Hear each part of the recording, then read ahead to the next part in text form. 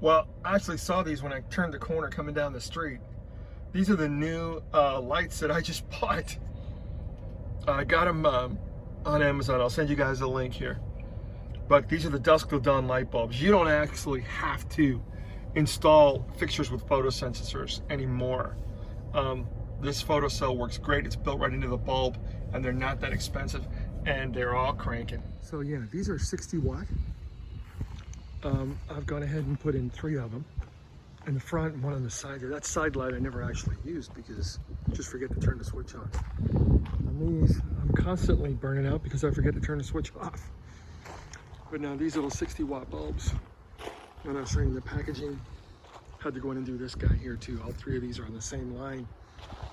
So I put these 2 in, turned on the light to forget about it, and of course that one came on, I had to do him too. But really bright. A nice white light here, 60 watt, 3000 lumen, I think. And they're killing it. That's a really, really good job. Well, here we go. These are Sunoco, and this is why they're so bright. They're not 3000 lumen, they're 5000 lumen. 60 watt, but great little product. Definitely recommend it.